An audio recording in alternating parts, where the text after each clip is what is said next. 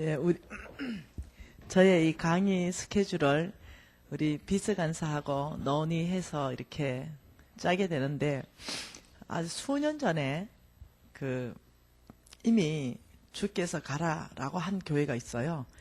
그래서 한 3년 전에부터 가라 한 그 교회에다가 기도하고 주님이 가라 해서 그 교회를 이제 가게 됐는데, 갑작스럽게 한 달 전인가요? 2달 전인가 모르겠어요. 그 교회가 갑자기 치수가 들어왔어요. 그래서 치수한 이유가 뭐냐? 3년씩이나 기다렸는데 물어보니까 갑자기 담임 목사님이 온몸에 암이 다 퍼지신 거예요. 그래서 아무리 길어도 3개월을 못 넘길 것 같다고, 아니면 한 달 정도 못 넘길 것 같다고. 그러니까 이제 담임 이제 그 장로님들이 너무 목사님을 사랑하시는 거예요. 그래서 우리 담임 목사님 모시고 미국까지 갔으라도 뭐 이걸 좀 고쳐보고 싶으신 거예요. 그러니까 이제 담임 목사님은 주님이 부르시는 때가 됐다. 내 마지막에 소원 좀 덜어주라. 내 마지막에 교회를 위한 선물이 김미진 간사의 왕의 재정 부흥회다. 내 말을 덜어달라. 그런데 이 장로님들이 고민을 한 거죠. 그러다가 마지막에는 장로님들이 안 됩니다. 목사님 못 들어드립니다. 모시고 미국 가겠습니다. 우리는 목사님을 고치고 와야 되겠습니다. 이렇게 된 거예요. 그러면서 이제 담임 목사님은 아니다. 주께서 나를 부르시니 제발 이 부흥 집회를 할 수 있도록 해달라. 근데 장로님들은 이게 사랑으로 받아들이는 거죠. 당신들이 이렇게 하는 게 아닙니다. 우리는 당신을 모시고 미국 가야 됩니다. 이래 된 거예요. 그리고 나한테 연락이 온 거죠. 장로님이. 이런 상황 가운데 우리가 어떻게 반응해야 됩니까? 저는 거기 개입하고 싶은 생각이 없는 거죠. 기도하시고 결정하시면 따르겠습니다. 이러고 말았어요. 근데 장로님들이 우리는 재정 부흥회가 문제가 아닙니다. 우리는 목사님이 더 중요합니다. 이래서 캔슬을 한 거죠. 몹시 안타까웠어요. 왜냐하면 담임 목사님이 그 교회에 마지막 선물을 주고 싶다고 말씀했는데도 장로님들이 캔슬했잖아요. 만일 나와버리면 되는데 돌아가신다면 참 너무 안타깝더라고요. 그런 자리가 지금 이 자리예요. 지금 거동제 교회. 그리고 우리 비서 간사님이 간사님 거동제일교회에 한번 기도하시고 여기 이 자리가 이렇게 됐으니 좀 가주시면 좋겠습니다. 이제 이렇게 된 거죠. 놀랍다는 거죠. 주님께서 보내는 것 보면 놀랍고 캔슬되는 것 보면 놀랍다는 거죠. 뭔말 이해되죠? 예. 저는 이 거동제일교회에 그냥 주님이 보내셨다고 믿고 있습니다. 여러분 교회 놓고 기도하고 말고 할 시간도 없었어요. 뭔 말인지 이해됐죠? 그렇게 급하게 주께서 보내셨습니다. 그래서 4일간 한번 보죠. 주님께서 우리 가운데 어떻게 역사하시고 이 교회 가운데 어떻게 역사하시는가 한번 보죠. 네, 오늘 이제 앞에서 예배 인도하시는 전도사님 멘트를 들으면서 그냥 문득 생각났어요. 우리 전도사님 멘트에 나라면 어떻게 멘트할까? 이 생각이 들은 거죠. 그리고 우리 전도사님 저 멘트에 저 시비 거는 거 아니에요, 전도사님. 전도사님 어디 계셔? 방송실에 전도사님 시비 거는 거 아니니까 마음을 넓게 하셔. 네. 이 전도사님이 우리 교회에 회복시키시고 우리 교회에 뭐라고 멘트했어요? 우리 교회가 이제는 회복해 주십시오. 뭐 이런 멘트였던 것 같아요. 맞죠? 근데 여러분 하나님 말씀으로 가지고 좀 보십시다. 여러분 교회가 어떤 교회인지 보십시다. 하나님 말씀은요. 이사야 9장입니다. 그 전도사님 말씀 들으면서 적실히 이 말씀이 생각났어요. 여러분 이사야 9장요. 이사야 9장 6절 말씀에 이렇게 말씀하십니다. 한 아기가 우리에게 낳고 한 아들을 우리에게 주신 바 되었는데 그의 어깨에는 정사를 메었고 그의 이름은 기묘자라 묘사라 전능하신 하나님이라 영존하시는 아버지라 평강의 왕이라 할 것임이라. 지금 하나님이 말씀하시는 게 한 아이가 우리에게 낳는데 그의 이름은 전능하신 하나님이라. 이 하나님은 평강의 왕이시라. 이렇게 말했어요. 여러분이 평강의 왕이요. 그분이 임하면 어떤 일이 일어나는지를 쭉 설명하고 있습니다. 9장은요. 평강의 왕이 임하게 되면 1절에 전에 고통받는 자들에게는 허감이 없어지리라. 네. 그리고 또 뭐라고 말했냐면 2절에 흑암에 행하던 백성들에게는 큰 빛이 보게 될 것이다. 사망의 그늘진 땅에 거주하는 자에게는 빛이 비출 것이다. 그 나라는 더 장성해질 것이고 하나님께서 즐거움을 더해 줄 것이다. 그리고 4절에 무겁게 맨 멍에는 그 무겁게 맨 멍에와 그들의 어깨에 채찍과 그 압제자들의 막대기를 주께서 꺾으셔 버린다.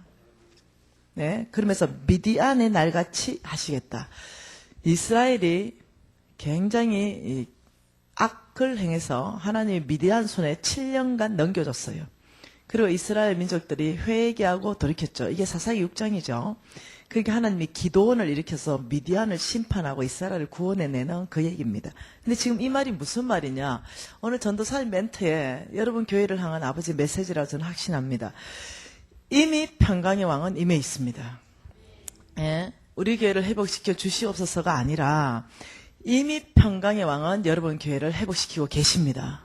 이게 믿음이에요. 무슨 말 이해되십니까? 이미 그 평강의 왕은 우리에게 주셨습니다. 그리고 이 평강의 왕은 여러분 각 개인의 삶에 이미 임하셨습니다. 이미 이 평강의 왕은 여러분 가정과 여러분 기업과 여러분 교회 공동체와 이 땅 안에 그리고 온 열방 안에 그 평강의 왕은 이미 임하셨습니다. 이 평강의 왕이 임하셨기 때문에 우리에게 일어날 결과들을 주님께서 다 말씀하신 것이 고통받는 자들에게는 허감이 없어질 것이다. 믿음으로 받으십시오. 이 평강의 왕이 나에게 임하셨습니다. 여러분 교회에 임하셨어요. 우리 나라 공동체 전체는 임하신 거예요. 그리고 온 열방 안에 임하신 것입니다. 근데 이걸 믿음으로 그 평강의 왕이 나의 왕입니다. 이 평강의 왕이 우리 교회의 왕이십니다. 고백하는 순간부터 일어나는 일들이에요. 평강의 왕이 임하면 일어나는 일들이에요. 어떻게 해요? 고통받는 자들은 그 허감이 없어져 버리는 거예요. 그 고통이 사라지기 시작하는 거예요. 누가요? 그 평강의 왕이요. 그러면서 허감에 행하던 이 모든 것들은요, 빛으로부터 조명해서 하나님 빛으로 이끌어내기 시작한다는 거죠. 여러분, 그리고 창성한 나를 주셔서 우리에게 즐거움을 회복시켜 주십니다. 그 왕이 이미 저와 여러분에게 임하셨습니다. 이미 저와 여러분의 이 교회 안에 임하셨습니다. 그리고 우리 어깨에 무겁게 멍에 그리고 압제자의 그 막대기를요 꺾으시려분 다 꺾으시 버린다 이렇게 말하고 있다는 거예요. 이게 평강의 왕입니다.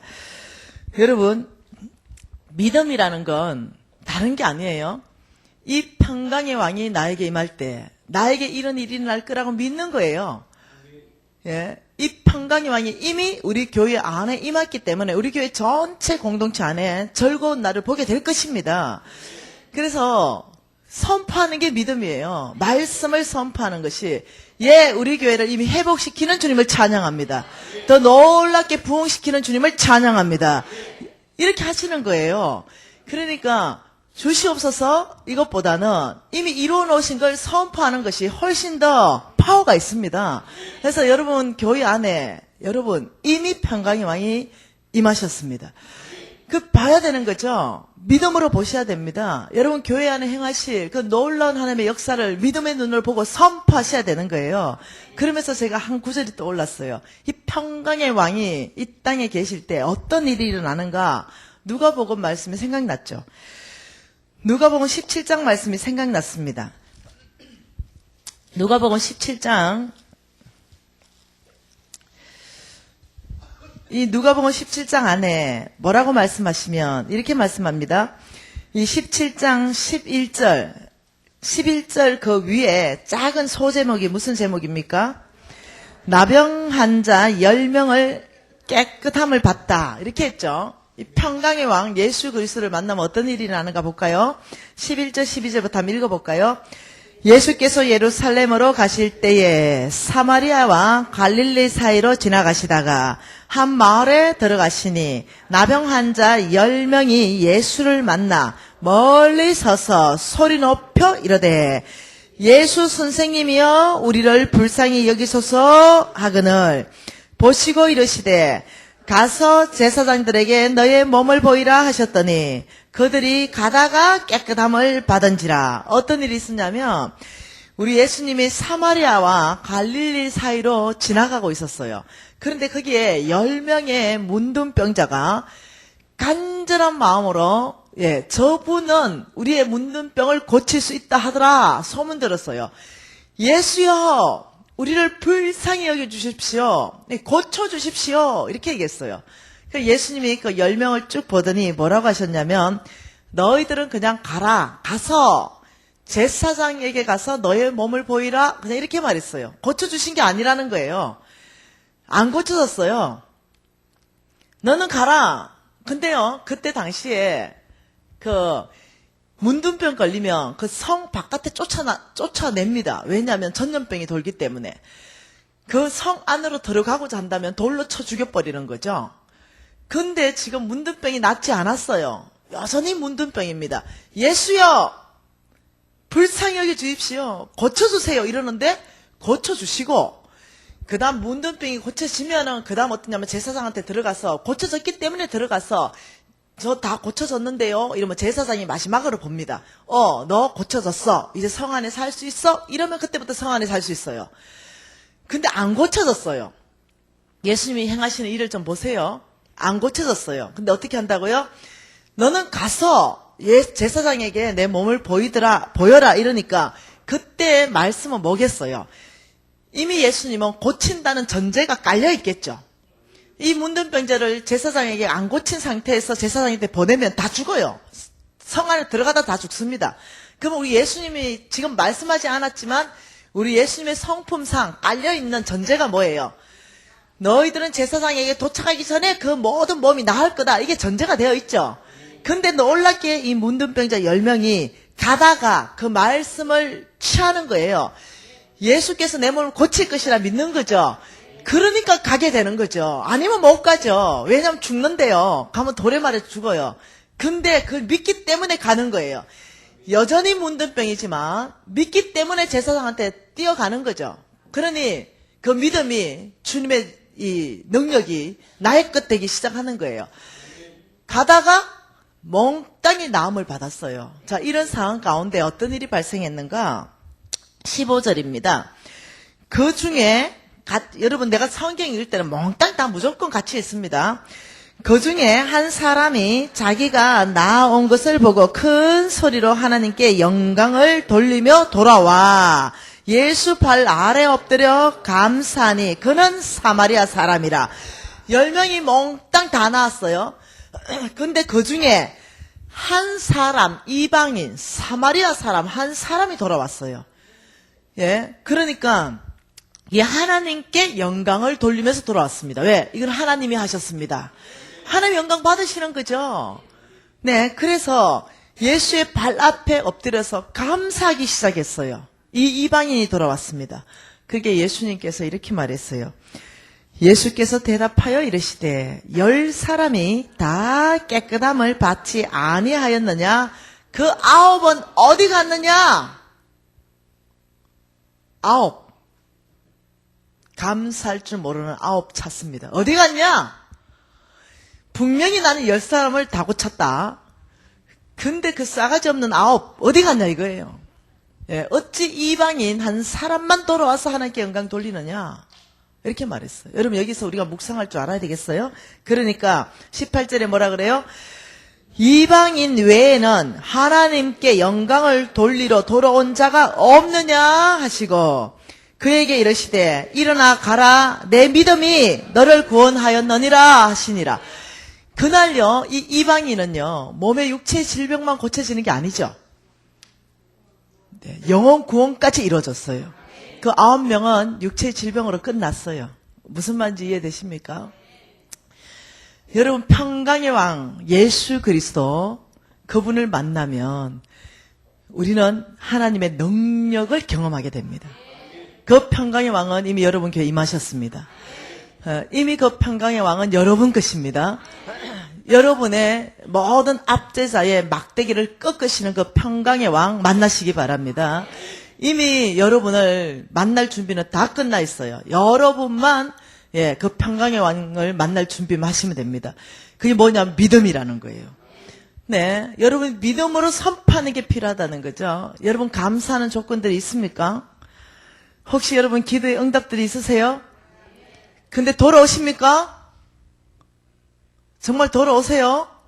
예수의 발 앞에 엎드려서 감사하십니까?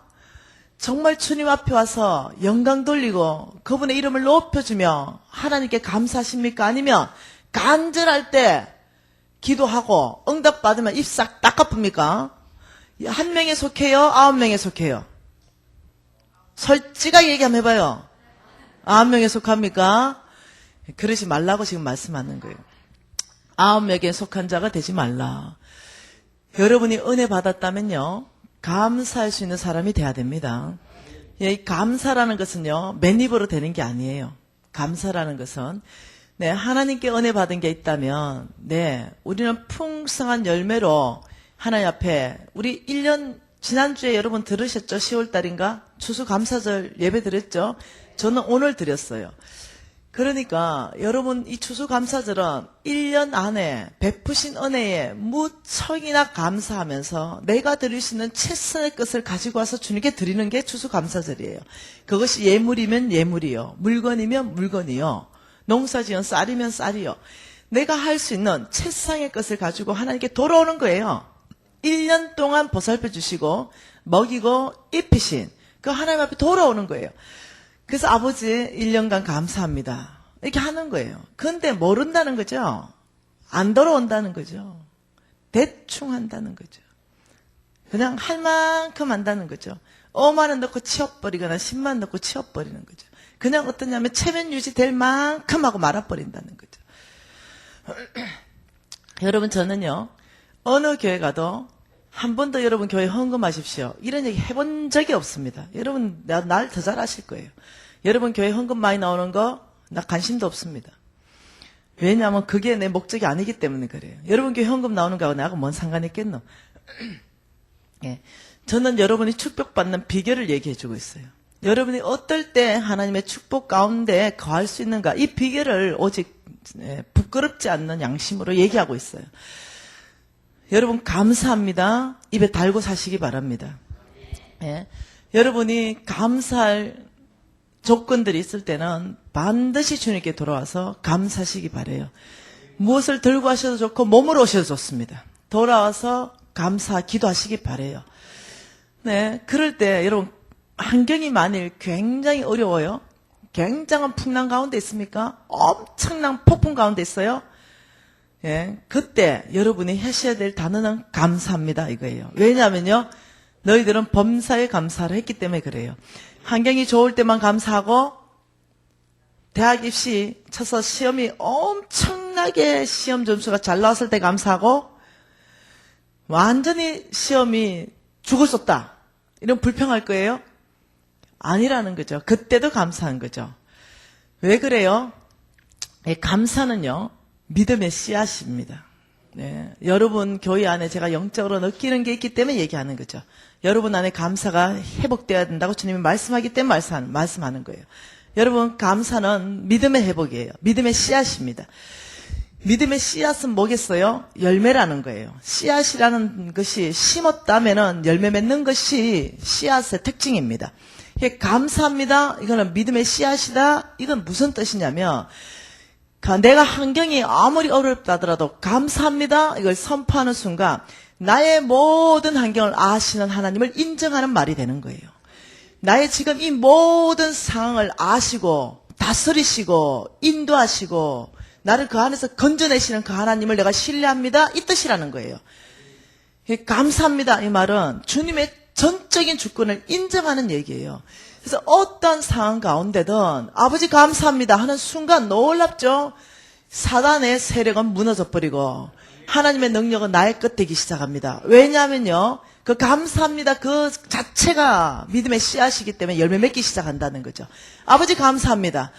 이 상황 가운데도 제가 주님을 신뢰합니다. 주님을 믿습니다. 이 상황을 통치하실 줄 아시고 이걸 다스릴 줄 알며 이 상황 가운데 합심하여서 가장 선한 길로 저를 인도하실 줄 믿습니다. 이 모든 함축적인 의미 자체가 아버지 감사합니다. 여러분 교회 안에 이 감사를 회복하라고 말씀하십니다. 여러분 각 사람 안에 입술에 달고 사십시오. 네, 무슨 얘기가 무슨 어떤 일이 생기자 말자 불평할 일이 있다 말자 여러분은 불평이 먼저 나와버리죠.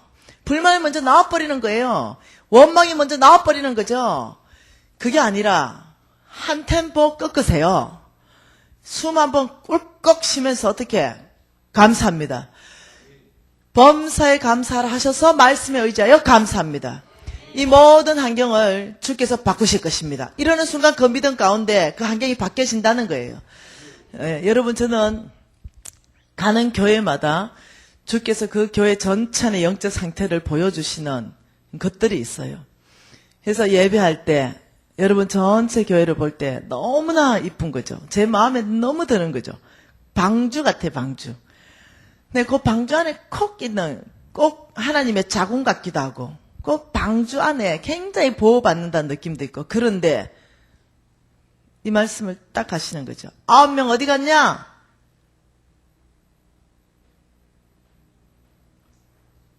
우리 예수님이 그 말씀을 하시는 거죠. 한쪽으로는 몹시 마음이 아픈 거죠. 한쪽으로는 이제 소망이 충만한 거죠. 왜냐? 도망간 놈들 다 이제 돌아올 거니까. 네, 은혜 받고 감사할 줄 모르고 네, 기쁨만 충만해가지고 다 갚버렸다가 이제 어떻게 해요? 주님 앞에 돌아올 거니까. 대답 좀 해보소. 돌아올 거죠? 주님 앞에 감사 생활 회복하십시다. 이제 여러분의 고동제일교회의 공식 언어입니다. 감사합니다. 이 공식 언어예요. 둘이 짝 지어보세요. 감사합니다.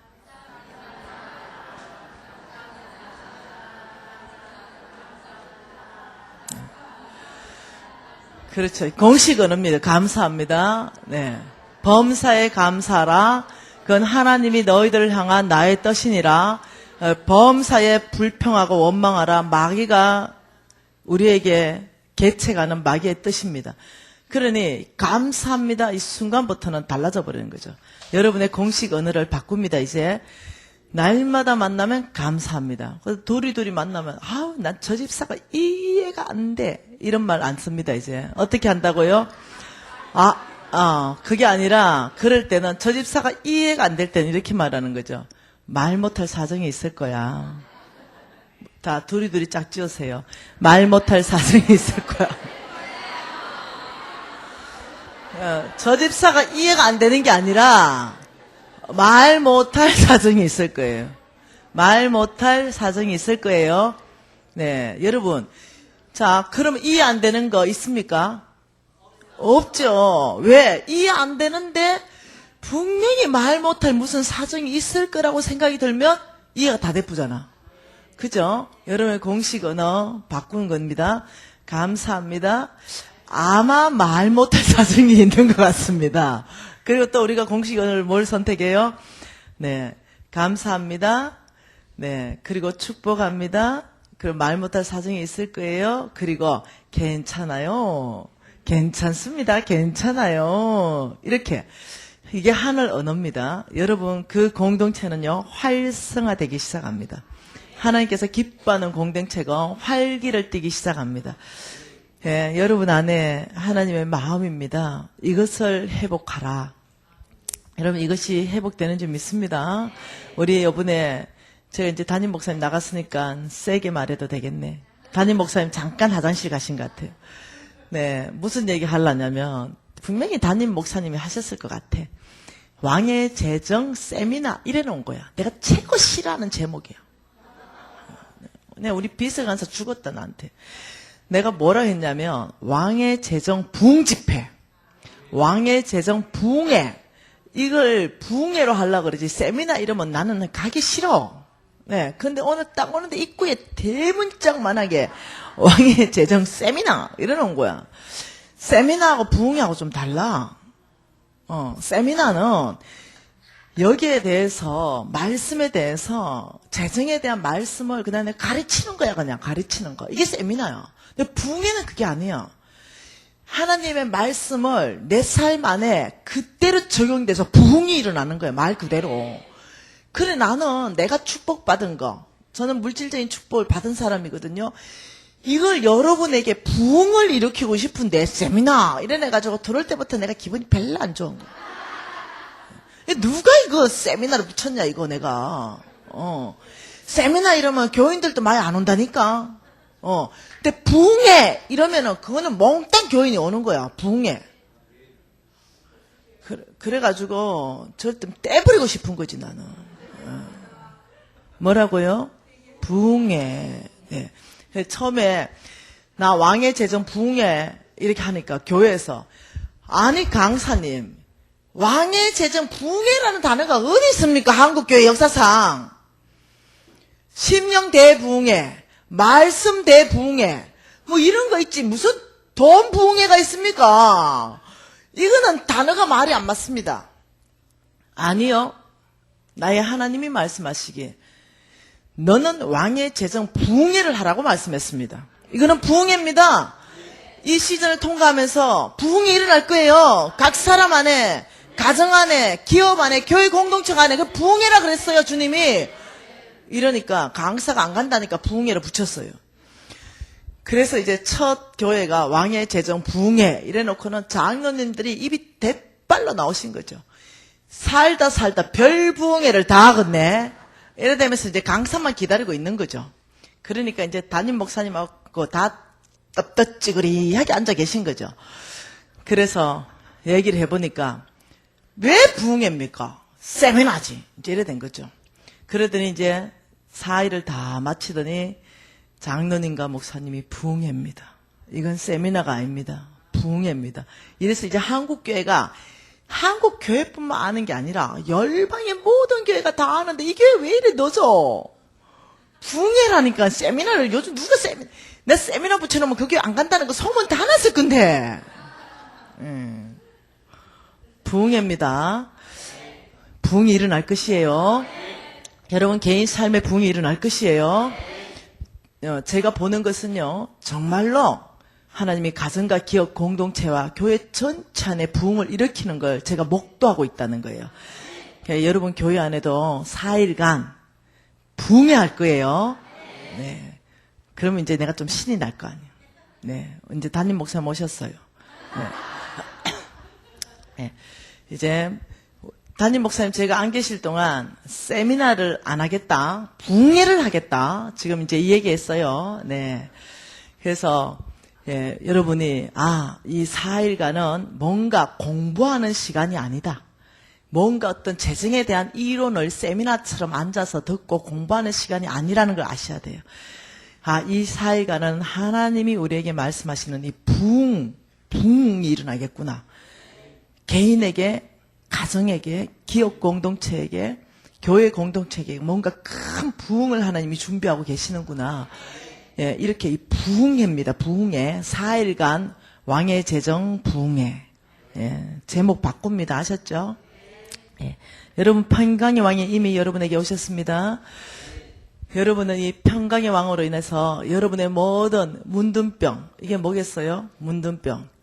모든 감각을 상실했습니다. 문둥병은 감각이 없어요. 이것이 뭐겠어요? 이 문둥병? 감각이 상실하기 때문에 여러분, 아무것도 할 수가 없어요. 예. 여러분, 영적 문둥병에 걸린 사람들이 얼마나 많은지 아십니까? 영적 감각이 없어요. 예, 상실했어요. 몰라. 하나님이 느껴지지가 않아. 네. 문둥병들은 손가락, 발가락이 뚝뚝 떨어져요. 눈은 다 문드러집니다. 귀는 뚝 떨어져 나가요. 그러니 당연히 비전과 소망이 없습니다. 그 사람들은. 근데 영적 문둥병이 걸리면 비전과 소망을 바라보지 못해요. 네. 그런데 우리 예수 그리스도를 만나게 되면 그 모든 문둥병이 깨끗하게 고침받듯이 우리의 영적 문둥병 걸린 상태가 소망이 충만해지기 시작하고 영적 감각이 돌아오기 시작하고 하나님으로부터 위대한 일을 막 이렇게 시도하기도 시작하고 이 하나님 때문에 소망이 충만하기 때문에 우리의 비전이 새롭게 일어나기도 시작하고 예, 오늘 하나님께서 예배 중에 저에게 보여준 그림입니다. 여러분 안에 하나님이 이 일을 행하실 것입니다. 4일 안에 새 소망으로 우리 모두를 이끌어 가실 그 하나님을 기대합니다. 여러분 제가 강의를 많이 할 거라 그랬잖아요. 말씀을 많이 전할 거잖아요. 편안하게 계세요. 네, 엄마 이해되시죠? 긴장하지 마시고 편안하게. 왜냐하면 90분짜리 2개씩이나 할 거예요. 네, 그러니까 그냥 편안하게 주무시면 주무시고 네, 편안하게 계세요. 그래서 주님께서 편안하게 밀려 들어오실 거예요. 네, 그냥 쑥 주님 밀려 들어오시면 그냥 감격하세요. 아, 주님이 오시는구나. 좀 예민하게 영적 감각을 좀 회복시켜 보세요. 뭔가 울컥한다거나 저 말이었구나 깨달아진다거나 우와 하나님 굉장하신 분이구나 느끼신다든가 뭔가 우와 나도 가능하네 이런 어떤 소망이 생긴다든가 이럴 때는 성령이 밀려 들어오는 거예요. 내 안에 지금 막 밀려 들어오는 거예요. 성령이 나한테 새 역사를 일으키고 싶으신 거예요. 그러면 받아들이세요. 그분을 환영하세요. 그리고 감격하세요. 그냥 성령이 가시는 대로 그대로 감격하세요. 눈물 나면 우시고요. 졸리면 주무시고요. 감격하면 감격하시고 새 소망이 있을 때는 예 아버지 저는 소망이 이제 충만했습니다. 고백하기 시작하고요. 여러분 이렇게 4일 그냥 편안하게 집회하고 싶습니다. 이해되셨죠? 여러분 저는요 나 왜 이래 덥네 이거 좀 벗으면 안 되나? 삶아지려고 그래. 또 어느 교회 가면 이것도 강사가 옷 벗었다고 난리가 난대. 괜찮아요? 너무 더워가지고.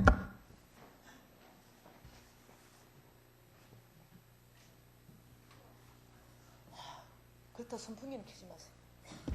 네. 아이고, 네, 좋네요. 네. 저는 고신 4대거든요, 고신. 저는 최근에 제가 통합교단의 교인이 되었습니다. 그런데요, 저는 원래 고신 4대에 태어났어요. 그래서 신앙생활은요, 고신에서 자랐습니다. 그래서 이 통합교단은요, 좋습니다. 폭이 넓습니다. 굉장히 폭이 넓어요. 예, 그래서 좋은 의미에서 폭이 굉장히 넓다는 거예요. 근데 또 고신의 좋은 의미에서는요, 굉장히 깊이가 있습니다. 말씀 위주, 정말로 전도 위주, 기도 위주 이런 삶입니다. 우리 집에는 또 온고신, 반고신 있는데 우리 집안은 또 온고신 출신입니다. 그러니까 신앙의 가문으로 굉장히 긍지와 자부심이 있습니다. 제가 고신에서 이렇게 신앙생활을 했다는 것 자체가 요즘은요 다 똑같아졌습니다. 고신이나 합당이든 통합이든 다 순복음이든 거의 다 비슷합니다 이제. 근데 우리가 신앙생활 할 때는 뚜렷한 특징이 있었습니다. 고신에서 저는 서울에서 태어났네요. 서울에서 태어났고 제가 한 초등학교 1학년쯤 그때 우리 아버지가 폐암 선교 받습니다. 그래서 폐암 선고 받고 아무리 길어도 6개월을 못 넘기시고 짧으면 3개월입니다. 그러니까 우리 어머니께서 서울 생활을 다 정리하시고 아버지를 살리고 싶어가지고 저 깡촌 시골로 내려가시게. 옛날에 폐암은 공기 좋고 잘 먹어야 된다. 이래서 공기 좋은 데로 이제 이사를 가게 되는 겁니다. 이사 갔을 때 저는 이제 거의 이제 초등학교 1학년쯤 됐잖아요. 그러니까 제가 기억을 뚜렷하게 하는 거예요. 이사 갔을 때 제가 7살 되는 해부터 우리 어머니가 성경을 하루에 10장씩 읽게 했습니다. 10장. 창세기 1장부터 10장까지 이런 식으로 10장. 이 10장을 만일 다 못 읽으면 밥을 안 줬습니다. 저녁 먹기 전에 반드시 묻는 것이 뭐냐면 성경 10장을 읽었느냐 이걸 물어요. 오늘 페이지를 딱 주고. 그 거짓말을 해가지고 읽었습니다. 이러더라도 우리 엄마는 밥을 줘요. 한 번도 내가 말하는 것에 너 그거 안 읽고 읽었댔지 이런 말씀 하신 적 한 번도 없습니다. 예. 무조건적 신뢰입니다. 네. 그래서 그렇기 때문에 또 거짓말도 못해요. 못 읽었어요. 이러면 밥 한 끼 굶는데 안 죽는다. 이러고 안 줬어요. 예. 이렇게 하다 보니까 굉장히 이제 우리 엄마가 처음에는 오해했죠. 계모인 줄 알았죠. 계모. 처음에는. 우리 엄마는 계모다. 이 밥을 안 줄 리가 있나. 이런 생각했는데 지금은 우리 어머니의 그 열성 때문에 이 성경책을 200독 이상 하게 됐습니다. 거의 참 지금은 최고의 유산을 받았습니다. 근데 그때 당시는 그렇지 않았어요. 하루에 10장씩, 요즘은 이제 50장씩 읽고 있습니다. 요즘은 뭐 그냥 너무 잘 읽죠. 근데 이 하루에 10장씩 읽지 않으면 밥을 안 주고 이러니까 이 무조건 우리 엄마는 이 자녀들을 말씀으로 양육하는 거에 목숨을 건 엄마입니다. 그런 상태에서 이제 얼마나 그러니까 고지식한 신앙생활을 했는지 알겠죠. 굉장히 철두철미하게 고지식하게 이런 신앙생활을 하다가 시골로 갔네요. 시골로 갔는데 굉장한 일이 벌어졌어요. 그때 당시가 시대적 배경이 박정희 대통령 계실 때, 박정희 대통령이 새마을 운동을 한참 전개하실 때, 각 가정마다 무조건 강제적으로 한 사람 다 나가야 돼. 부역이라 그래서 부역. 땅 파고 지붕 다 갈아엎고 이렇게 하던 그런 시대적 배경이 있었는데 그 깡촌으로 제가 갈 때는 어떠냐면 머리를 길게 이렇게 해서 따서 그 다음에 이렇게 빨간 에나멜 구두 그거 신고 시골 갔습니다. 근데 그 시골의 머신마들이 내 머리를 이렇게 집어 당기면서 서울내기 담아내기 내가 이게 서울말 쓰니까 했니 뭐 어쨌니 이래서 하니까 서울내기 담아내기 이러면서 자꾸 놀리는 거죠. 그래서 제가 바로 집에 와서 내가 내 스스로 가위로 잘랐습니다. 그리고는 어떠냐면 빨간 구두 벗어던지고 깜장 고무신을 신었어요. 그 걔들하고 똑같이 그러면서 나가서 한판 싸우고 이기면서 제가 통이 된 거죠. 네, 그러기 전에 어떤 일이 있었나? 시골 내려갔는데 애들이 막 놀리는데 지나가는데 야, 너 서울내기 담아내기 이리 와봐. 내가 글로 뜩 가니까 나무 있죠, 나무. 이 아름다리 나무, 이 큰 통나무 같은 게 그 마을 그 입구에 더 크니 서 있는데 이 새끼줄 같은 걸로 그 나무를 둥둥둥 말아놨어요. 그리고는 막 오색 천을 그 새끼줄에 다 걸어놓은 거죠. 그리고 손바닥만한 납작한 돌, 그걸 나무 앞에 무더기를 이렇게 쌓아놓은 거죠. 그리고는 7, 8살밖에 안 된 애들이 거기서 빌고 있어요. 너 뭐하냐? 이러니까 야, 서울내기, 너 이리 와봐. 너 소원 빌어. 여러분, 이때가 이제 2, 3년 전쯤 얘기예요. 네. 너 소원 빌어. 뭔 소원? 이러니까, 그 나무를 가리켜서 무슨 신이라 그랬어요. 그러면서 여기에 소원 빌면 이 나무를 가리켜, 이 신이 너의 모든 소원 들어주니까, 야, 너 빨리 돌 하나 쪼아서 얹고 소원 빌어. 내가 깜짝 놀랐어요. 왜냐, 그 시골에서 다 우리나라에 이 땔감이 뭐였냐면 나무였거든요. 그게 제 눈에는 그 나무가 땔감인 거죠. 근데 얘들 눈에는 신인 거죠. 그래서 내가 얘들아 너희들 모여봐. 저거 땔감이야. 내가 전 신이 아니야. 전 땔감이고 저기에 절하면 너희들 몽땅 지옥 가.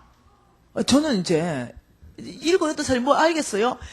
너희 몽땅 지옥 가고 싶어? 너 큰일 난다. 저기 땔감 저기에다가 빌면 신은 하나님밖에 없어. 하나님한테 빌어야 된다 그래서 여기 빌면 너가 다 죽어. 너 지옥 간다. 이제 이렇게 해줬죠.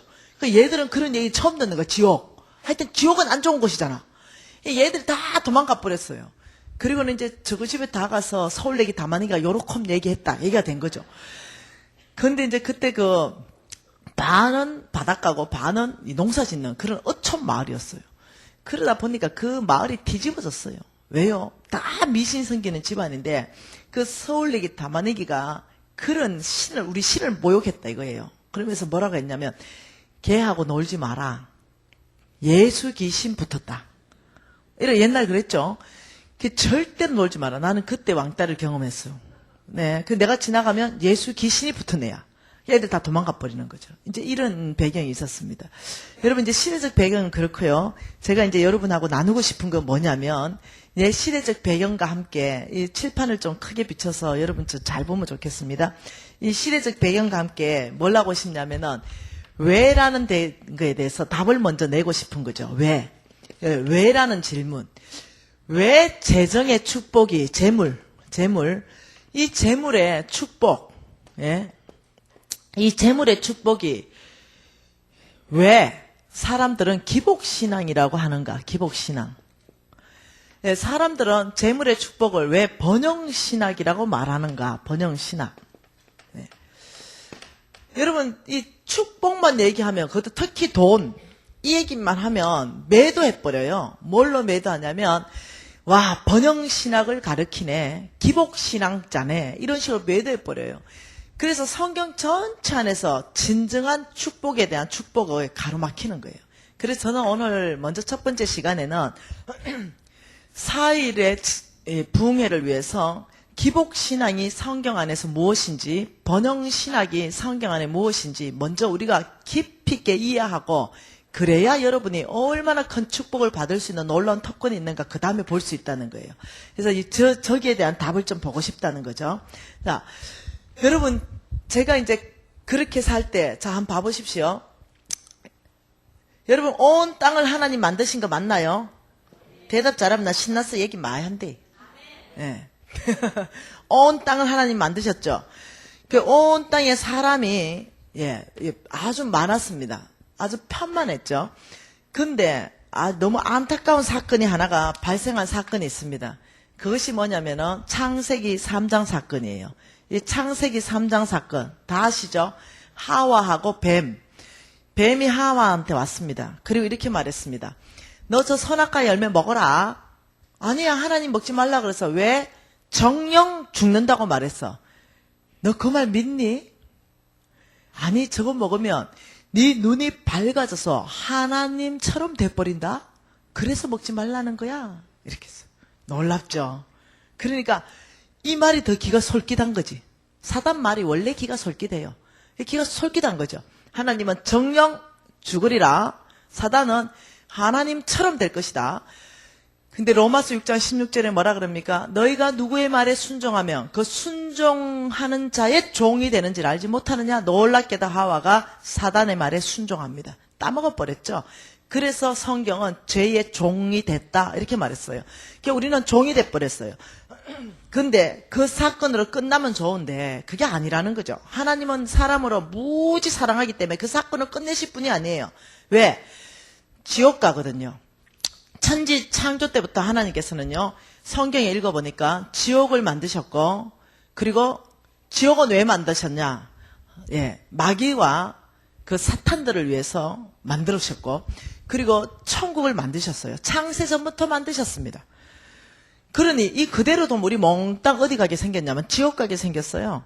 그래서 죄의 대가는 피 흘림입니다. 그래서 하나님께서는 누구를 보내셨냐면 예수 그리스도를 이 땅에 보내신 거죠. 뭐 때문에? 잃어버린 영혼. 뭐라고요? 잃어버린 영혼요. 잃어버린 영혼이에요. 잃어버렸죠? 하나님이 잃어버린 거예요. 왜? 우리가 하나님을 거절함으로. 이 잃어버린 영혼에게 예수만 믿으면 천국 갈 수 있습니다. 이 복음을 전해줘야 되는 거예요. 이 땅에 창세기 3장 사건 때문에 잃어버린 영혼이 꽉 차기 시작했습니다. 그러니 하나님께서 너무 마음이 아픈 거죠. 왜? 이 잃어버린 영혼은 몽땅 지옥 가는 영혼들이기 때문에 이 영혼에게 누군가는 이 구원의 기쁜 소식, 당신들이 예수만 믿으면 천국 갈 수 있습니다. 하나님께 나아갈 수 있습니다. 이걸 전해야 되는 거죠. 하나님께서는 온 땅을 살피다가 잃어버린 영혼 99.99% 몽땅 지옥 갈 한 땅을 바라봤습니다. 온 땅을 하나님께서 만드셨는데 그 땅을 바라보고 몹시 마음을 아팠어요. 왜? 몽땅 지옥 가게 생겼으니까. 불과 130년 전 얘기입니다. 네, 불과 그거는 조선 땅이었어요. 조선 땅. 네, 이 조선 땅을 바라보니 130년에서 150년 정도 됐겠죠. 네, 이 조선 땅을 바라보니 잃어버린 영혼이 99.99% 몽땅 지옥 가게 생긴 거죠. 그러니까 하나님 이 땅을 구원할 계획을 세우십니다. 예, 그걸 어디를 통해서 세우시냐면 미국을 통해서 세우십니다. 미국. 이 미국을 통해서 세우시면서 미국 안에 하나님의 마음을 막 부어주기 시작했어요. 엄청나게 부어주기 시작했습니다. 그래서 여기에서 하나님의 마음으로 선교사들이 일어나기 시작했고, 우리가 잘 아는 언더우드 선교사지 아페젠드 선교사들이 들어와가지고 어떻게 해요? 이 땅으로 그 청년들이 20대 청년들이 이 조선 땅으로 들어오기 시작했습니다. 여러분 불가요. 얼마 전 얘기예요. 우리 정조 할머니 얘기예요. 우리 정조 할머니. 네, 우리 정조 할머니 때 얘기. 근데 나는 3, 4년 전만 해도 나한테 내가 예수 믿는데 그 시골에 예수 귀신 붙었다 이랬는데 88 올림픽 지나면서 확 뚫린 겁니다. 예를 들면 우리가 선교사로 많이 나가고 우리가 잘 사라진 게 88 올림픽 지나면서 무지하게 잘 사라진 거예요. 근데 또 보니까 코도 이상하고 눈 색깔도 이상하고 머리 색깔도 이상하고 키는 이상하게 크고 이게 우리는 다 멍떠 쓰고 있고 두건 쓰고 갓 쓰고 있고 이러는데 보니까 도대체 배은망덕한 거지. 조상으로부터 물려받은 머리도 다 잘라삐고 없고 스포츠 머리고 이러니까 우리 조상들의 눈에 봤을 때는 여기도 예수 귀신이야. 그냥 다른 복음을 전하는 거지. 그래서 그 선교사들을 죽여야 되는 거죠. 그래서 우리 정조 할머니, 정조 할아버지들이 그 선교사들 죽이기로 결정하고 돌로 쳐 죽이고 그다음 도착하자마자 풍토병, 이질 걸려서 그냥 막 죽어나가고 그리고 안 죽은 선교사들은 우리 다 이 처가집이었잖아요. 그 불 얼마나 잘 나노? 불 질러서 죽여버리고. 예, 이게 우리 한국의 선교 역사입니다. 여러분 양화진 가보세요. 어떻게 죽었는지 쭉 선교사들. 그리고 선교 일지를 한번 읽어보세요. 어떻게 됐는지. 이게 한국의 피 흘림, 복음에 정말 이 순결한 피들이 흘려졌죠. 이런 상황 가운데 있었습니다. 여러분 이런 상황 가운데 미국에서 죽으면 또 보냅니다. 죽으면 또 보내고 또 죽으면 또 보냅니다. 여러분 어찌됐든 간에 저는 좀 미국 욕 안 하면 좋겠어요. 예, 복음에 비쳤습니다. 어찌됐든 간에. 예, 미국이 교만해져 버렸죠. 예, 미국이 교만해져 버리니까 참 하나님께서 놀라운 사람을 또 대통령을 뽑아부대요. 네, 놀랍죠. 온 전 세계 안에 선한 영향력을 미칠 영향력이 굉장히 줄어들 것 같아요. 모든 건의는 하나님께로부터 나옵니다. 하나님이 저는 세웠다고 생각합니다. 징계에 몽둥이를 세웠지 않았겠나. 왜? 너무 막 거룩치 못한 법들을 다 통과시켜버렸잖아요, 민주당이. 그러니까 너무 거룩치 못한 미국이 통과되는 바람에 전 세계가 통과돼 버렸어요. 그러니 하나님께서 지금 이때에 미국을 정신 번쩍 차려하기 위해서 영향력을 축소시키고 성경에 보니까 내가 세울 왕을 세우고 패할 왕을 패한다. 내가 일으킬 나라를 일으키고 패할 나라를 패할 것이다. 하나님은 사울을 패하시고 다윗을 왕으로 세우시고 하나님은 이스라엘 악을 행하면 미디안 손에 넘겨주고 회개하고 돌이키면 다시 건져주시고 저는 역사를 좋아하죠. 여러분 이 역사 안에서 절대로 성경, 역사, 하나님을 빼고 역사를 가지고 공부한다. 저는 그 사람 역사가 안 믿습니다. 왜냐하면 이해 안 되거든요. 하나님을 뺀 역사학자, 네, 그 사람 반쪽짜리입니다. 네, 네, 역사는요, 그 역사 한 중앙에 십자가입니다.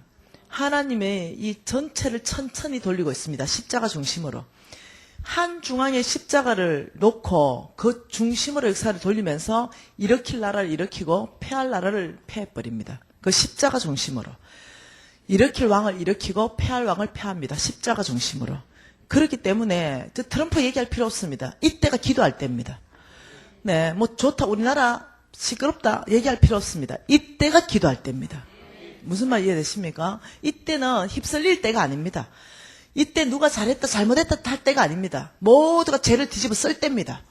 이때는 주님 앞에 죄를 뒤집으시고 이게 내 죄입니다 하고 고백할 때예요. 이때가 주님이 이 나라 가운데 은혜를 베푸셔 달라고. 우리 기독교인은요 여기 휩쓸리고 저기 휩쓸릴 때가 아니에요. 우리는 금식하며 주님 앞에 기도하면서 하나님이 이 역사를 바로잡아 줄 수 있도록 하나님 손에 맡겨드려야 돼요. 여러분 어찌됐든 간에 미국을 너무 욕하지 말고 주님 앞에 기도하는 것이 기독교 정신입니다. 네, 그렇다고 제가 좋아하느냐 또 그건 아니에요. 그렇지만 복음에 빚진 마음이 꽉 차 있다는 거죠. 미국을 일으켜서 조선 땅으로 죽으면 또 보내고 죽으면 또 보내고 죽으면 또 보내고 이러면서 어마어마한 선교사들을 파송한 이 역사를 가지고 있죠. 자, 이래 될 때 저는 이제 한편 43년 전쯤 그 시골에 있던 그 아이 어째 됐냐. 초등학교 1학년 때 갔는데 산수 시간에 숙제를 내주는 거죠. 저는 서울내기예요. 근데 숙제를 내주는 숙제가 뭐냐면 쥐를 잡아서 10마리 잡아오는 게 산수 숙제예요. 자, 나하고 동시대에 살아는 사람은 고개를 끄덕거려줘야 돼. 그래야 대화가 되니까. 들으면서, 나도 저 숙제 했는데, 이렇게 해줘야 돼. 그때 우리 동네에 지 반, 사람 반. 예. 지가 하도 많아가지고, 온 나라에서 지잡기 운동을 펼친 거죠. 그래서 초등학교 숙제가, 산수 숙제가 지 10마리 잡아오는 거예요. 그러니까 이제 지를 10마리 잡아오는데, 학교 가면은, 요만한 생지 빨간 거 이런 것들까지 다 죄다 잡아와가지고 머신마들이 어떻게 기집애들 여기에 덩어리에 넣어주는 거죠. 그러면 기집애들은 또 막 책상에 올라가고 막 뒤집어지고 이랬죠. 나는 너무 싫어 지금도 지가. 그래서 나는 아빠 지 잘라줘 꼬랑지 마. 이래서 지 꼬리만 잘라가지고 10개 들고 가서 숙제를 내고 이랬어요. 여러분 그만큼 우리나라가 40년 전만 해도 그랬던 나라예요. 그런 나라였는데 교회 안에 교회가 한 개 있었는데 마룻바닥에 황소 같은 바람이 숭숭 올라오고 큰 방석 나가지고 이렇게 하는데 아무도 없어 교인이. 그 목사님 개척하신 그 목사님 부부 뭐 장로님쯤 되겠죠. 장로님 부부 그다음 우리 집 이 끝. 그런 이제 상황 가운데 우리 목사님이 아무리 성인들한테 전도를 해도 여기는 미신이야. 몽땅 미신이야. 그러니까 복음이 전해지지가 않는 동네예요. 그러니까 우리 목사님이 생각을 했죠. 어떤 생각을 했냐면 그래 이 방법이면 되겠다. 이렇게 했어요. 그 방법이 뭐였냐면은 우리가 그때 먹을 게 없었거든요. 가난했잖아요. 그러니까 이거 밀가루 밀어가지고 칼국수 만들어가지고 그걸 끓여 먹는데 그게 막 감자 같은 거 집어넣고 해가지고 한 그릇 정도밖에 안 되는 양을 5식구로 불려야 돼. 그래가지고 젓가락으로 못 퍼먹어. 뭘로요? 숟가락으로 퍼먹을 만큼 애가 늘려놓은 거지. 이렇게 해가지고 한 끼, 2끼 먹고 살았어요. 간식요? 아이고 구경도 못 해봤습니다. 그냥 그 밀가루 그런 어떤 이 칼국수만 해도 2끼만 먹으면 감사하네. 그것도 막 양껏만 먹으면 감사하네. 간식이랑은 없죠. 이런 때 우리 그 마을에 이장님 아들이 있었어요. 이장님 아들은 유일하게 쌀밥 먹는 집안. 걔는 이제 주머니에 쌀을 한 줌 넣어와요. 그리고는 그걸 이제 간식으로 먹는 거죠. 우리는 쌀 구경도 못 했는데. 우리는 다 그 흰쌀을 보고 이렇게 했는 거야. 그거 한번 먹어보고 싶어가. 그럼 이렇게 내 말 잘 들은 애들은 줄 서라. 이러면 우리 줄 쫙 서. 나라고 뵐 수 있나요? 줄 서야 되지. 그러면 이제 쌀을 한 20알, 30알 이게 손에 주잖아요. 그러면 그걸 못 씹어 먹어 아까워서 빨아먹었지. 그 쌀 구경 처음 하는 거니까. 이렇게 어려운 마을이었어요. 그렇게 살 때였어요. 그럴 때 우리 목사님이 그 아이들 전도할 거라고 단팥빵. 여러분 옛날 단팥빵은 축구공만한 거 알지? 이 축구공만한 이 단팥빵. 교회에 나오면 무조건 2당 단팥빵 하나 준다. 이 광고를 한 거죠. 그게 단팥빵이 뭔지 알아야 말이지. 보지도 못했는데. 그런데 교회가 이제 그걸 믿고 그래도 한두 명씩 와볼 거 아니에요. 근데 가니까 이만한 단팥빵을 먹거든. 그러니까 그 다음날부터 어째 됐겠어요. 2당 하나씩이니까. 옛날에 형제들 낳았다 그러면요. 기본 8명이죠.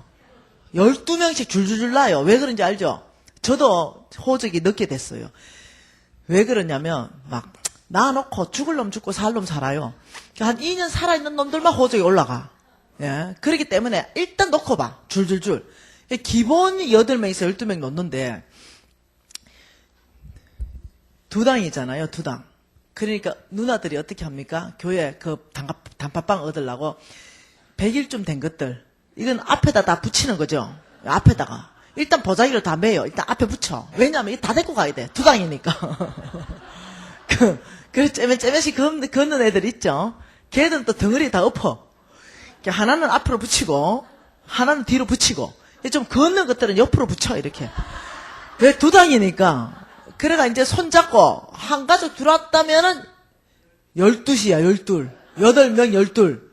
이래가 우리 사모님이 출석 체크하고, 그 다음 뭐 찬양하고 율동하고 갈 때 보자기 피면은 그게 빵 12개씩 얹으면 그거 가지고 가는 거죠. 그래가 이 아이들이 이제 그걸 가져가면은 누나가 일주일 동안 간식이야. 빵 한 개 가지고 온 식구가 나눠 먹고 그 다음날 한 개가 먹고 이런 식인 거예요. 근데 이제 아버지들이 농사 짓고 배 타고 이러니까 갔다 왔다 보니까 그 빵이 뭔 빵이냐 이러니까 교회 갔다. 이게 왜 됐겠어요? 미신다 섬기는 집안인데. 교회 가지 말라고 했지. 이러면서 이제 애들을 패기 시작하는 거죠. 여러분 옛날 엄마 아버지는 왜 그래 무식해? 예, 잡히는 것이 다 몽둥이야. 여러분 많이 맞아봤잖아. 냄비 소뚜껑 이런 거 가지고. 뭐 빗자루, 뭐 부삽, 뭐 쌀이빗, 하여튼 막 손에 잡히면 모든 게 몽둥이야. 나는 요즘 애들 나는 불만 있다면 이해를 못해. 그래가지고 막 떡대대로 맞는 거야 애들이. 눈태 밤태 된 애들부터 시작해가지고 다시는 교회 가지 말라 이거죠. 네. 그래서 이제 월요일 날 됐잖아요. 학교 딱 가보면은 아이고 초토화됐어요. 왜 폐잔병들이야. 두드려 맞아가지고 이 옛날 부모님들은요 애 죽도록 팼어요 진짜로. 애가 이제 눈이 맞아가 잘못 맞아가 피하다 잘못 맞아가 눈태 밤태 된 애부터 시작해가 손가락 부러지네. 오만 애들이 다 와 있으니까 담임 선생님이 딱 와보니까 기가 막힐 거 아니에요. 너희들 와 눈태거리 밤태 됐노? 니 왜 그랬냐니까. 교회 가가지고요 단팥뚜왕 때문에 맞았어요. 이러니까 이 담임 선생님이 또 화가 나잖아. 교회 간 놈들 다 일어나. 나 빼고 교회 가서 맞은 놈 다 일어나라니까 나 하나 앉아있고 다 일어난 거지. 니는 왜 안 일어나게? 저는 교회 안 가면 맞아요. 이제 이랬죠. 그래 이제 몽땅 일어나니까 너희들 다 책상 위에 꿀앉아. 우리가 많이 했죠. 책상 위에 꿀앉아가 나무 걸상 들어. 이래가 몽땅 책상에 올라가서 이제 나무 걸상 들고 있는 거죠. 이거 1시간 들고 있으면 덜덜덜 떨릴 거 아니에요.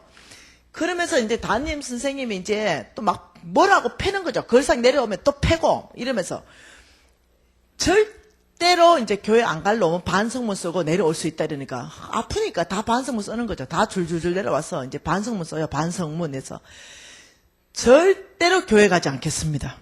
이렇게 반성문 다 쓰고 이제 돌아가는 거죠. 화요일 날 되고 수요일 날 되고 목요일 되면 맞은 것도 잊어버려.